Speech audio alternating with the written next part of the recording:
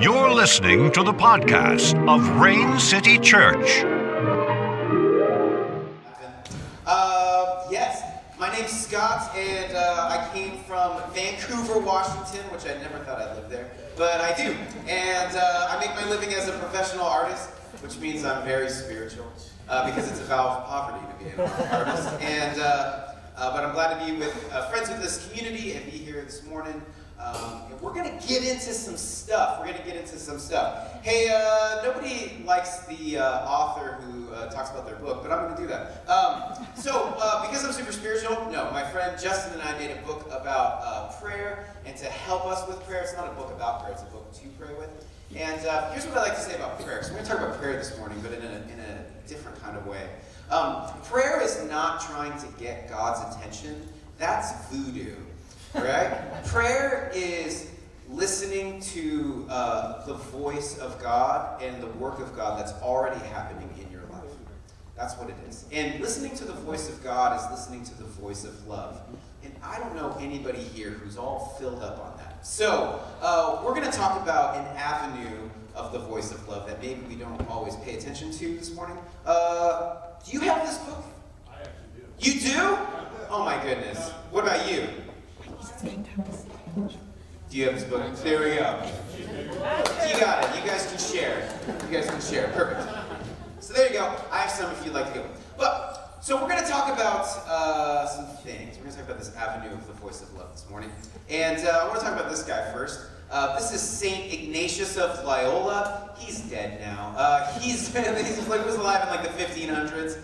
And he was a rascally guy. He was like really good with a sword in a lot of battles, and he was Spanish, and in one fight with the French, he's doing his thing, and then he gets hit with a cannonball in the legs, like you do, and he's taken out. He spends a year in a hospital recovering from this injury, and the hospital didn't have a great library. All they had was the scriptures and stories of the saints, and he read them.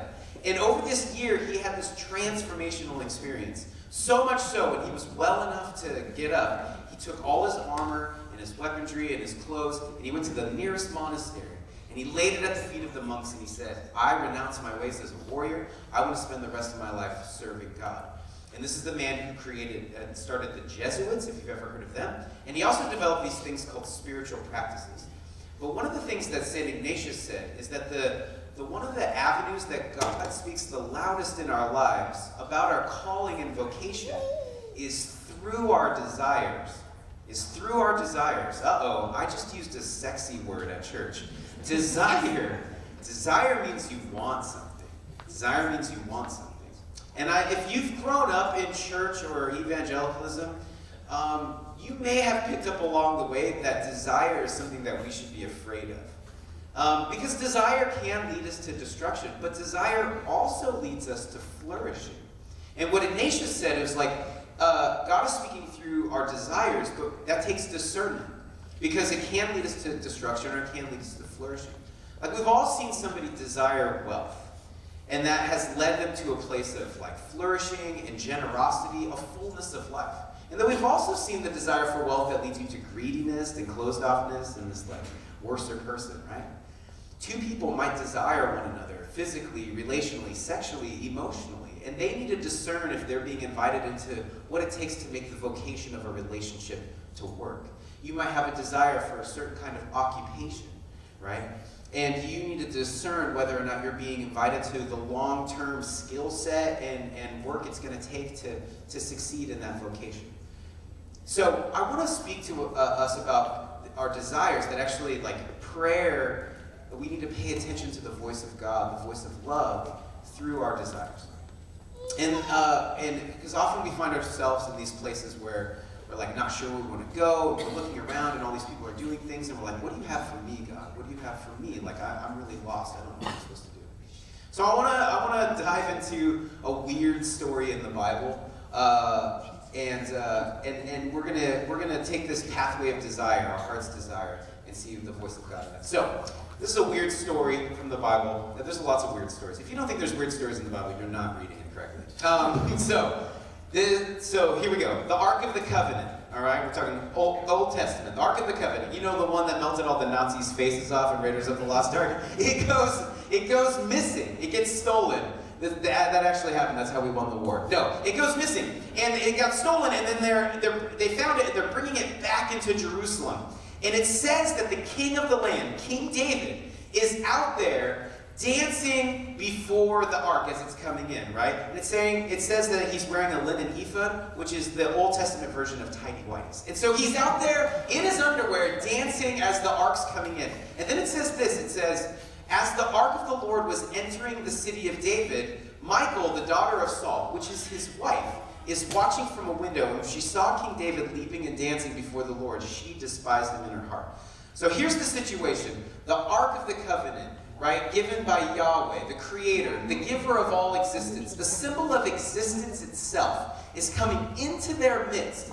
And there's somebody there who's dancing with all their might. And then there's somebody standing on the side despising the person who knows how to dance. Like, how do we become people who know how to dance in the presence of existence? And how do we become people who despise those who figured out how to dance? And I'd like to start talking about that. We should talk about superheroes. Have you seen that latest superhero movie? Right? Do you notice I don't even have to give a title for what that is? Because we live in this crazy time where like Hollywood figured out how to make billions of dollars off of comic books. So it's just like movie after movie after movie after movie. And I think it's great. It's really cool. But I was reading a book the other night to my son, and a centaur came up in it. He was like, what's a centaur? And I was like, a centaur is kind of like an ancient superhero. It's half a human and half a horse, you know? Because they didn't think back then about like laser beams coming out of your eyes or cutlery out of your hands. They just went like, what's big and powerful in the world? Oh, horses, let's be half of that. And that's how they made superheroes. Minotaurs, you get where I'm going. Fawns, it's just half of animals. But I was like, really? How did that come about? And maybe a centaur could be a superhero now, but I'm not really sure what their outfit would be, because I'm not really sure how like centaurs wear clothes. You know, maybe it's number 4, number 2, 1's weird, but 3, is that just like an apron? I don't really understand. And so you look at all that. But what I think is interesting about our fascination with superheroes since the beginning of like civilization is there's always this belief that we need to be more, right? That we believe that we need to be more. Each one of us is looking at our lives, and we're looking at like our desire, and like, I'd like to have some kind of success in that area. Whatever that is, it's different for all of us. And you're like, I want to get there. That's the place that's calling me out. But the moment you start planning to go down that path, you're like, I actually don't think I have what it takes. I'm not smart enough, I'm not capable enough, I'm not good looking enough, or I didn't come from the right place, or I don't have the right hookups, and we just start to make these lists. We start to make these lists about why we're not going to get there. In fact, a lot of those lists are things that we're not in control of. And we're always like, there's something wrong with me, and it's always going to prevent me from getting to that place. I actually don't know if I can get there. But we see other people getting to these places that we'd like to get to, and we're like, what are you doing? How are you doing that? And we try to become them, or we start comparing ourselves with them, right? We start this like conversation of comparison. Look, I've had a secret comparison for like years, and he's had some really like not great years lately, and so I've been really freed from this comparison because I was like, I actually don't want that guy's life. But I'm going to admit it to you. I'm going to share with you my secret comparison for the longest time was with Kanye West, which I know we have a lot in common, right? Obviously. But I met Kanye West one time. I met him at the Sasquatch Festival. I had backstage passes. This is long ago. He had just finished doing his graduation set, which is a great album. And he got done. I was in like the back beer garden, and he came out, and people were like, let's get pictures. And I was like, I want one too. And we took a picture together. He was as excited as I was, and then that was it. That's the only time we've ever met. But a little later on, I found out that Kanye and I are the exact same age. Our birthdays are just like a couple months apart. So when things in my life weren't going great, I would be like, oh man, this isn't working out. And I'd go, I wonder what Kanye's doing. And I would look to Kanye, and I would see that he's involved in fashion. He's like got his own shoe line and clothing line and stuff. He's very confident in his clothes, you know? This is like the most confident I've ever felt in my clothes.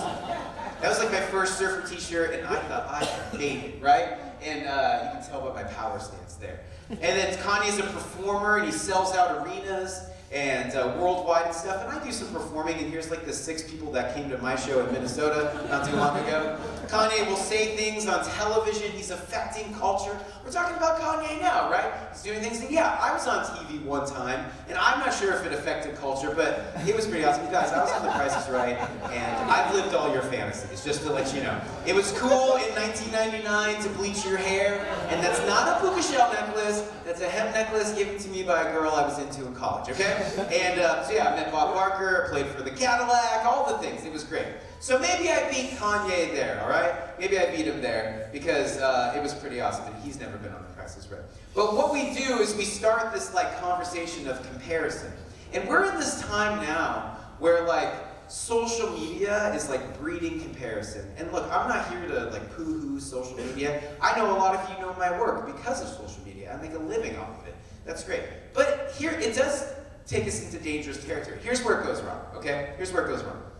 Say you want to get married, all right? You want to get married. And a wedding is like a crazy thing to put on, right? And so you get on Pinterest, because you're like, I need some ideas. You get on Pinterest, and you type in wedding ideas. And then this like catalog of like bridesmaids dresses and floral arrangements and color schemes and all that. You're like, oh, it's so much stuff, oh! And you create these boards and you put together and you're like, I'm ready for this. I'm ready for this. I got all these ideas. And you put it all together and you're like, tomorrow my wedding day is going to be the best day ever. I'm prepared. And so the day comes and you put it together, but guess what? It's a little more human than it's usually. And nothing's really like flowing in the wind and breezy. It's all just kind of sticky and just all there, right? Or say you want to become a better cook and you're like, I don't need to make Thanksgiving for everybody.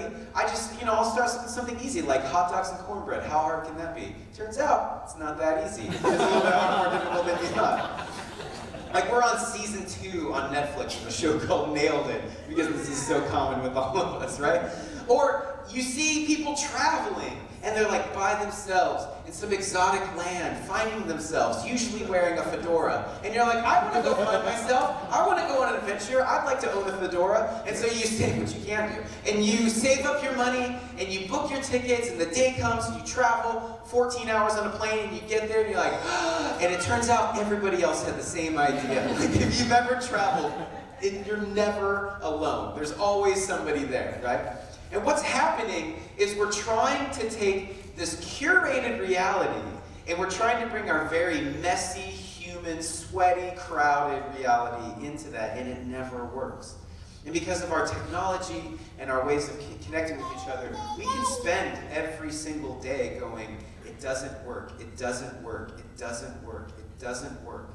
And we start to create a narrative for ourselves like, there's actually no way for me to get to the success or the place I'd like to get to by being me.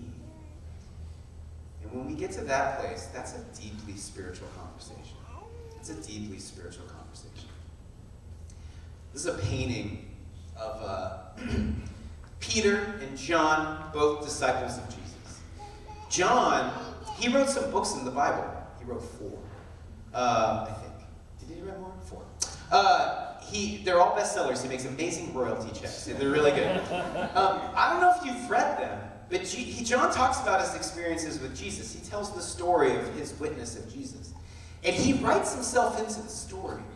And he doesn't go, John, the disciple, or, that humble disciple who was there. No. What he describes himself in third person, he goes, the disciple who Jesus loved. Very arrogant, right? If you were to write a story about your spiritual experience, I'm guessing you'd be a little bit more humble, not John. We'll come back to him in a second. But Peter, we don't really have time for a giant exegetical Bible study, but you may know his story, called out of fishing, really into it, very zealot. Then there's these 3 denials, and then the crucifixion, the resurrection, some kind of weird stuff, walking through walls, eating fish. Then there's then the going fishing, there's this miracle, having breakfast on the beach. Jesus takes Peter aside and is like, hey, let's have a conversation. He asks him 3 times, do you love me? And then Peter says, yeah, I do. He's 3 times. Jesus is counteracting the 3 denials, right? He's dealing with it. He's bringing him back in the fold. And if you've ever had like a broken relationship or something between you and somebody went wrong, and they came to you and worked it out, you know that the way you respond in that situation is you go, man,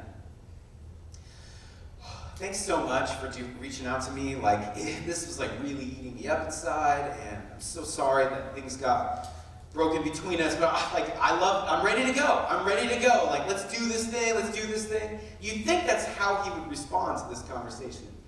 And that's not how he responds. That's not. And John writes about it in his book. All right? So John's writing about it. And then he says, then Jesus said to Peter, follow me. And then Peter turned and saw that the disciple whom Jesus loved, he wrote that about himself, was following them. And when Peter saw him, he asked, Lord, what about him?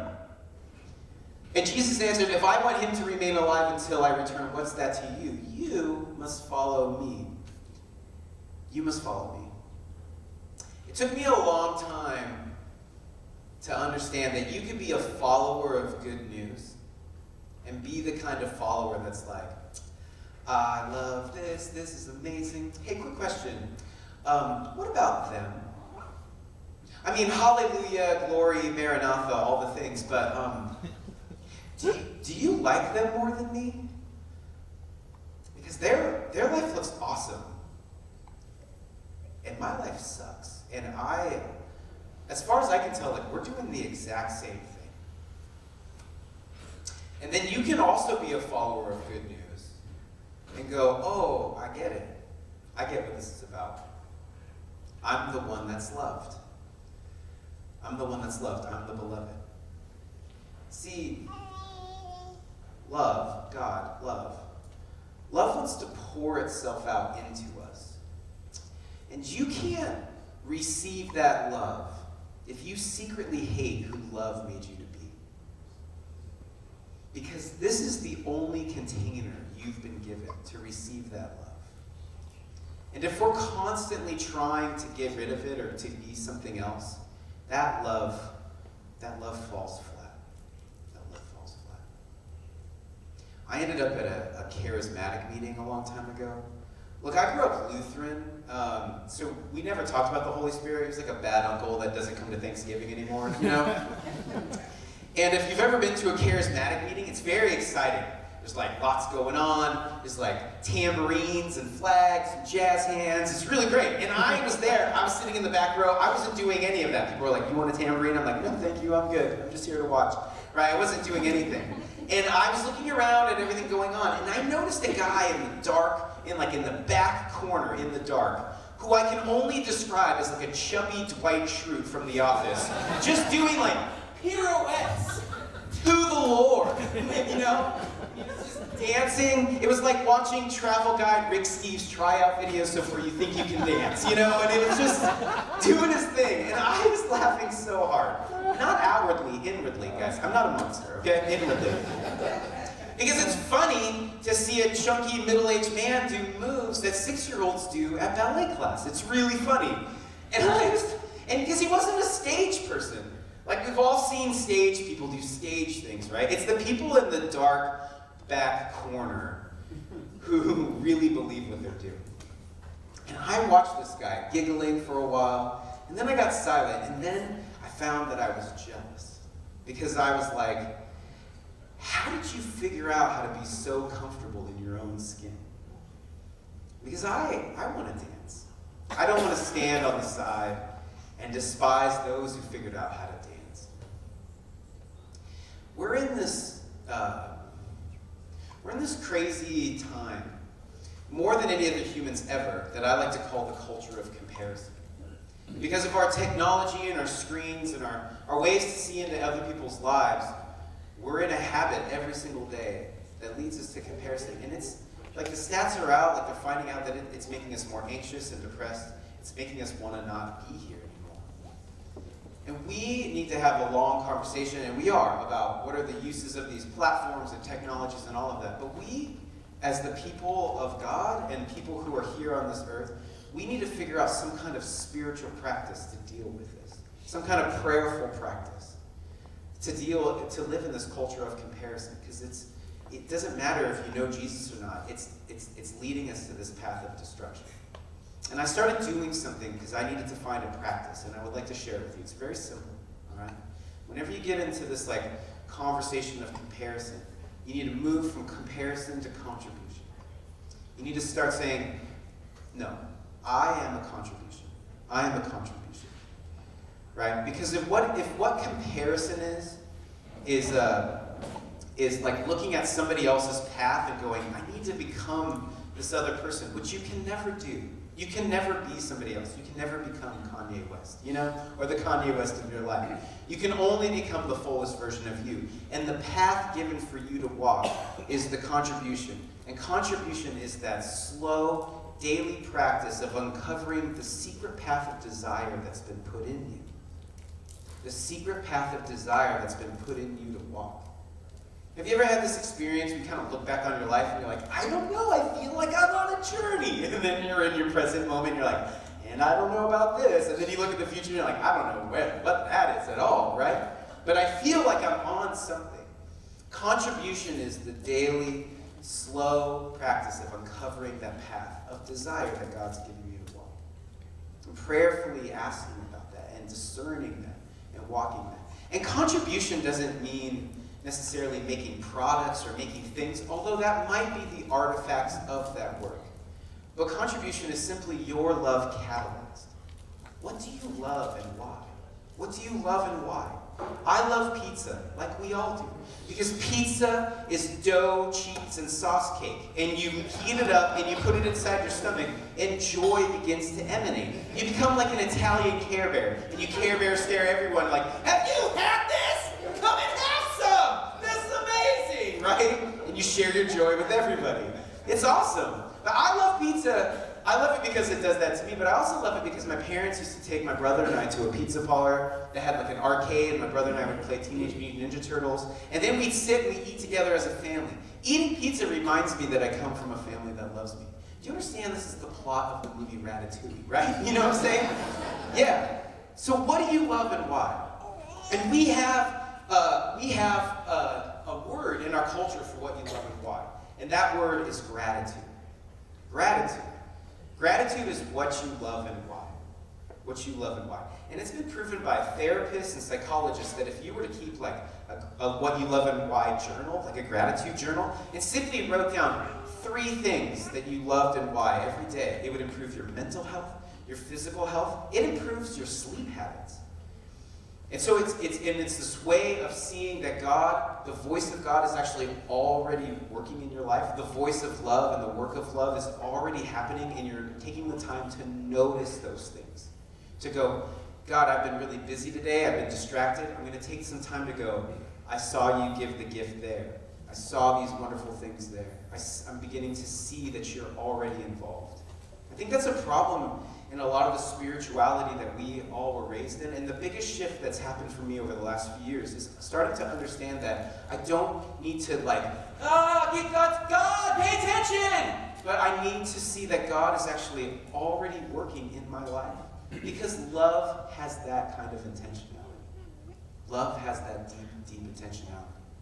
I don't quite know how sovereignty works. I don't know how God's will works, what's in or what's out. I just know that love is really, really, really, really, really, really, really, really, really, really detailed.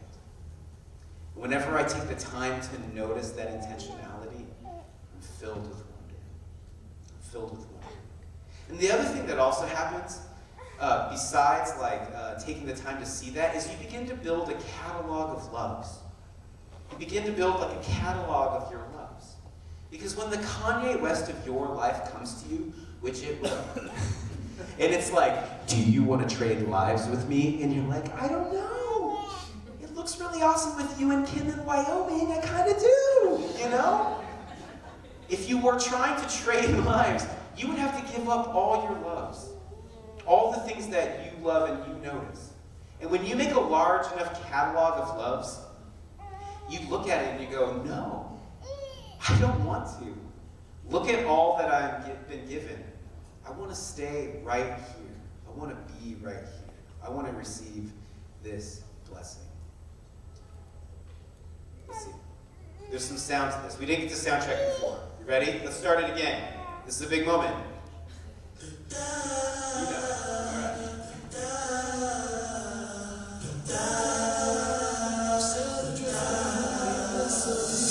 I love this song by PM Dawn, Hook by Human League. I love it because it reminds me of my junior high crush, Lynn Marth, which never amounted to anything. But I love the feeling, because to deeply love something is the best feeling of all. Because to love is to desire, and to desire is to want to be here. And this song reminds me of what a joy it is to be here. My favorite smell is low tide. I grew up in Mukilteo, Washington, which is right on the ocean, so the smell of salt and decaying seaweed was always around. And low tide is magical because it reveals a world that is mostly hidden. And to walk around the tide pools and kelp beds and witness that hidden world is to remember that what we see is not all that there is. I love rolled up socks. I love plastic sandwich bags with or without sandwiches in them. I love a good rainstorm. I love the way my body feels after a long swim. I love my body. Well, look, I'm trying to. Because I've been programmed to see it as not good enough for so long, mostly in Speedo situations, that I forget what a joy it is to be incarnate in such a magical biological masterpiece. And I actually remember this the most when I hugged my kids. I remember this moment when my daughter was like a little baby and we were laying on the bed together, and I heard the voice of God tell me that she was going to be a gift to the world. And look, when God tells you a secret, you don't ever forget it. I love church. Admittingly, not necessarily what we've made it in America. Like, there's a lot of fluff that can go away as far as I'm concerned. But here's what I love. I love what happens to my eyes and my ears and my heart when I'm in the midst of a gathering. The poet Rilke has a poem that says, "Where are we going on this glorious journey? To your house, of course." And I believe this poem the most when we gather in Jesus' name. I love you, giver of existence. Even though I have some deep questions about your invisibility and the suffering of this world and the absurdity of salmon migration, I see that you have given us the gift of existing. And admittingly, it's trying at times. Like, there's so much loss. There's so much loss. But what a gift to receive, and what a world to love, and a cup to drink deeply from.